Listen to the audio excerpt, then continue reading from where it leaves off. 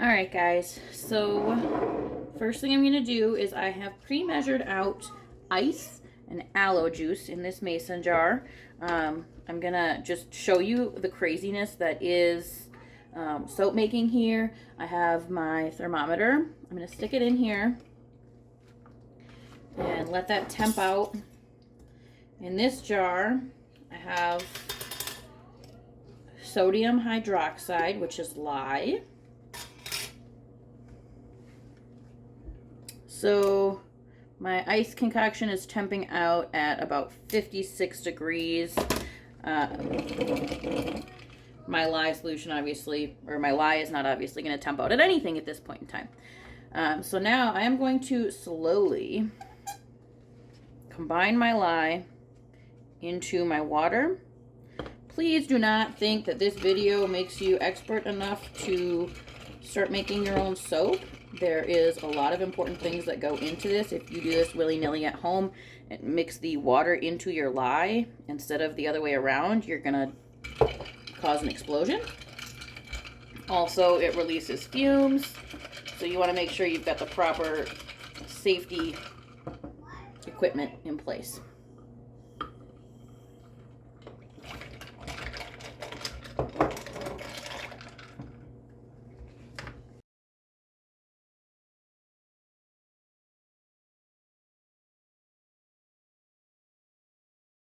All right, now I've got all of my lye dissolved from the bottom of the jar. Lye is not soluble in oil, so if I don't get it all mixed out, I'm going to have pockets of lye in my finished soap. I'm going to temp this for you so you can see what that chemical reaction does. I used ice so the temp wouldn't get too high in the mixing process, but brought my 50-something degree solution up to, it's going to 125 degrees. It's going to drop as soon as I pull it out, but brought it up to 125 degree solution. So what I'm doing is I'm mixing a really caustic material in with this water solution so that way the lye can eat up the oil and turn it into soap. So doing things with soap that involve embeds of like toys, or I had one request for like candies or those little bubbles that you get in the vending machines with toys inside. Because I do my rock soaps, they inspired all these ideas, which I love, but it made me realize that maybe not everyone on my friends list understands exactly what soap really is, because we're so modernized and so used to the detergents that you buy at the store. You grab your laundry soap, none of that stuff is really soap. So because of that process, I wanted to do this video and show you. So next we will move on to the oil phase, and then we'll get into the artsy part. All right, so the soap that I'm making today is 100% coconut oil soap.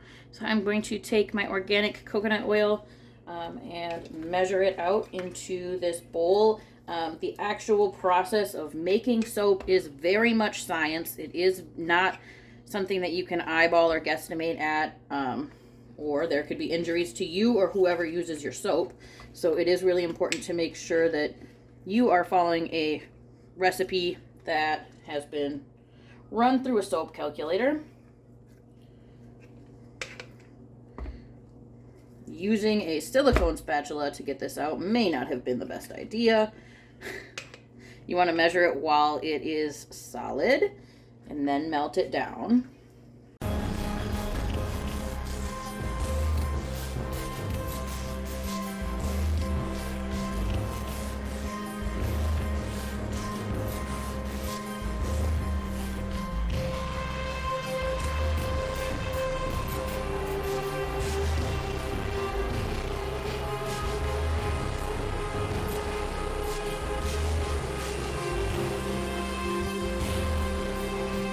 Alright, so now I have my coconut oil melted here.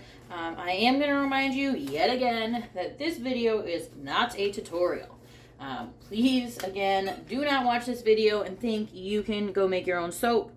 I am omitting a lot of details that are important, such as the measurements of each thing and the properties of each oil, because if I were to make this soap with all olive oil or all shea butter or all rice bran oil or all sweet almond oil, the soap is going to turn out totally different. The amount of lye, the amount of water, everything is going to be totally different. So this recipe, I am not sharing with you. It is not a one-size-fits-all recipe. There are things that go into it that make a difference. So I just want to remind you again, this is not a tutorial, but this is where the chemistry part comes in and is super fun. So I'm going to make sure that my oil and my lye mixture are about 100 degrees. They can be within about 10 degrees of each other and still be totally fine. With melting the coconut oil, I just do it in little 30-second blasts so it doesn't get too hot. We are perfect. They're about 4 degrees apart, right around that 100 mark. So I'm good to go ahead and combine these things together.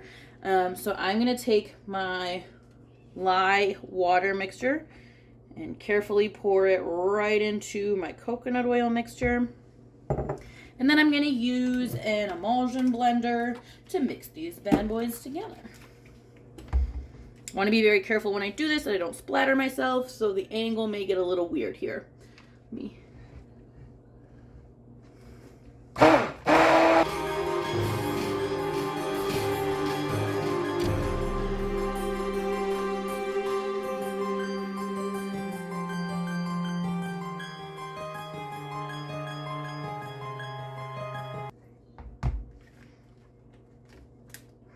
Okay, now that I have achieved what is called trace, where all of my lye water is mixed in with all of my oil, the arts portion of this video can start. So I'm going to pause you, grab all my supplies, and then I'll go over here and show you how I make a really basic swirled beautiful soap.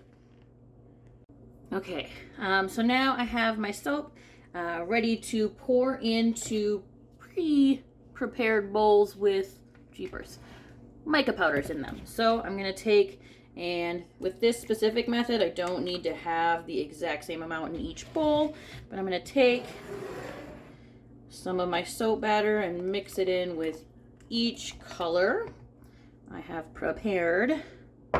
This soap is going to have a lot of color in it. It is my citrus marble soap, so I want it to have lots of bright, vibrant colors in it to kind of match the energizing feel of the soap. I do want them to be roughly the same amount, but it doesn't have to be perfect by any means. There are plenty of methods where I need to have the exact same amount. This is not one of them. All right, now I'm just going to blend the colorants into the soap base. I want to make sure that I got a good angle here. Cool.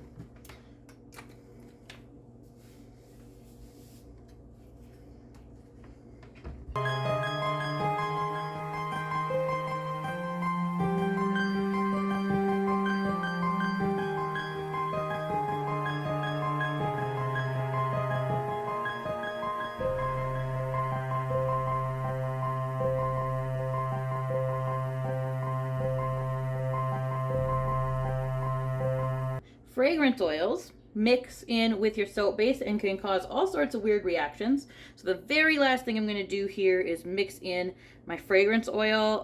This is my citrus essential oil blend. I don't know why I'm trying to fit that in there. It's never going to fit.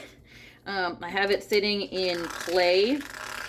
Clay is not only good for your skin, but it also helps the soap hold onto the fragrance so the lye doesn't eat it.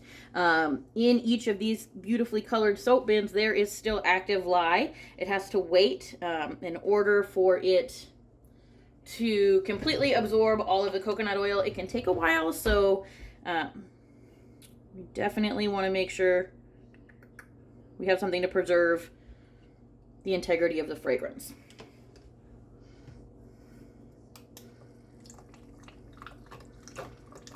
As it thickens, it's going to get harder to stir in, so it is important to move relatively quickly through this process.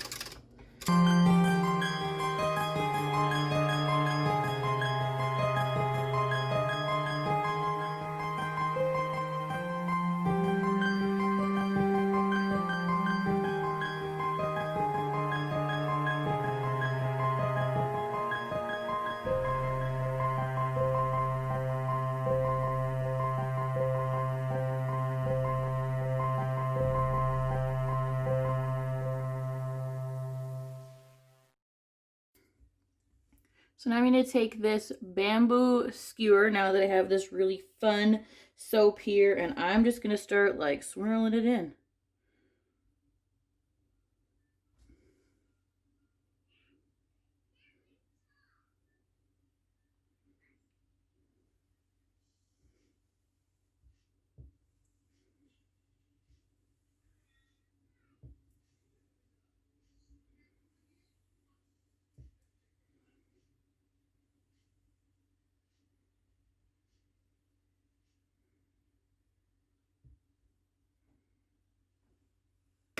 And voila, we have our Citrus Blast soap with a super fun tie-dye-esque neon theme to it. Thanks so much for watching. I am glad to be able to share this with you. So now you can understand what soap actually is, what goes into making it, how it is an art form and a science, and it is a lot more than just soap. So